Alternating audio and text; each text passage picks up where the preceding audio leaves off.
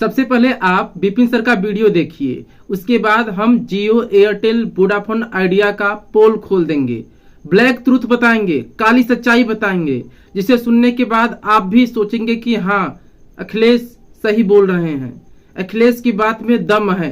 चलिए, मेरी बात को आप पहले बाद में सुनिएगा, पहले आप विपिन सर की बात को सुनिए। कोई भी विभाग जो सरकारी है वो किसी पार्टी को चंदा कैसे दे सकती है, लेकिन कोई प्राइवेट कंपनी जरूर चंदा दे सकती है।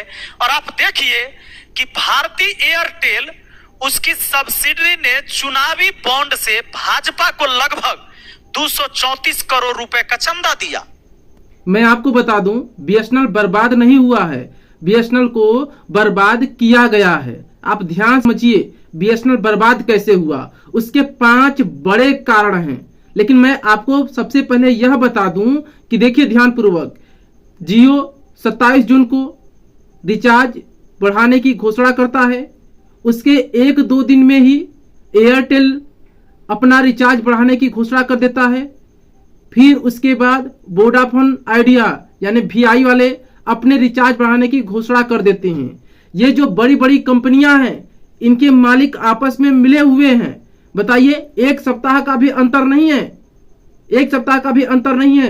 रिचार्ज में जो बढ़ोतरी हुई है, जो दाम बढ़ाया गया है, उसमें एक सप्ताह का अंतर नहीं है। हम छोटे लोग हैं, मिडिल क्लास के लोग हैं, आपस में लड़ते हैं, झगड़ते हैं, लेकिन ये बड़ी बड़ी कंपनियां मिलकर हमें लूटती हैं। 27 जून को जियो अपने रिचार्ज बढ़ाने की घोषणा करता है, 28 जून को एयरटेल कर देता है, उसके बाद वोडाफोन आइडिया वाले भी अपने रिचार्ज बढ़ाने की घोषणा कर देते हैं। और बीएसएनएल परेशान है, क्योंकि बीएसएनएल को परेशान किया गया, बीएसएनएल बर्बाद हो गया है। कैसे बर्बाद हुआ है? लोग बीएसएनएल की सिम क्यों नहीं यूज करते हैं, हम आपको बता रहे हैं। बीएसएनएल जो कमजोर हुआ है, उसके 5 बड़े कारण। कठोर प्रतिस्पर्धा, पहला कारण है कठोर प्रतिस्पर्धा। बीएसएनएल टक्कर का मुकाबला करना चाहा ही नहीं। जो बड़ी बड़ी कंपनियां हैं, उससे बीएसएनएल डर गया, या फिर बीएसएनएल के कर्मचारियों को दबाया गया, बीएसएनएल का नेटवर्क सही नहीं किया गया। अन्य कंपनी के नेटवर्क मजबूत थे। जब ग्राहकों को अच्छा नेटवर्क नहीं मिलेगा तो ग्राहक अन्य नेटवर्क का यूज करेंगे। बीएसएनएल का नेटवर्क खराब आ रहा था तो लोग एयरटेल में चले गए।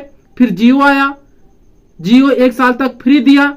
सोचिए, एक सरकारी कंपनी जो कमजोर हो जाती है, नेटवर्क अच्छा हो नहीं पाता है, और एक प्राइवेट सेक्टर की कंपनी आती है जो 1 साल तक फ्री अपना नेटवर्क देती है, फ्री रिचार्ज देती है, फ्री डाटा देती है, फ्री कॉलिंग की सुविधा देती है। लेकिन सरकारी कंपनी ऐसा नहीं कर पाती है।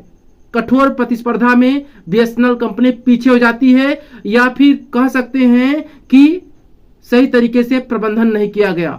दूसरा कारण, कार्यकर्ता की कमी। बीएसएनएल में सही समय पर सही लोगों की भर्ती नहीं की गई। तीसरा, तकनीकी विकास में हिचकिचाहट, इनोवेशन नहीं किया गया, बीएसएनएल को अपग्रेड नहीं किया गया, बीएसएनएल की जो स्पीड है उसे नहीं बढ़ाई गई, बीएसएनएल की जो नेटवर्क की सुविधा उसे दिन प्रतिदिन कमजोर किया गया। चौथा, सरकारी प्रबंधन, यह सबसे बड़ा कारण है।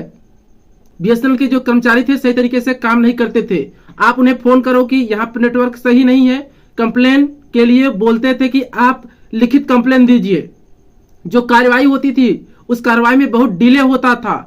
और 5वां मैं कारण बता दूं, राजनीतिक हस्तक्षेप, राजनीतिकरण किया गया बीएसएनएल का। इस पर मैं डिटेल में बात नहीं करूंगा, बस आप समझ लीजिए कि राजनीतिक हस्तक्षेप के कारण बीएसएनएल बर्बाद हुआ है।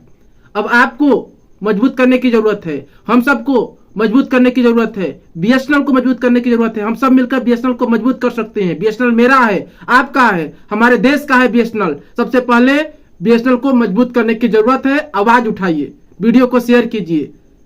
कुछ भी हो, छोटी बड़ी, जो भी बीएसएनएल के पक्ष में आप बोल सकते हैं, छोटी बात बड़ी बात, आप बोलने का प्रयास कीजिए। बीएसएनएल के लिए आवाज उठाइए। कमेंट बॉक्स में सेव बीएसएनएल लिखिए, ताकि लोगों के बीच बीएसएनएल चर्चा का विषय बने और सरकार भी बीएसएनएल के बारे में सोचे। जय हिंद, वंदे मातरम।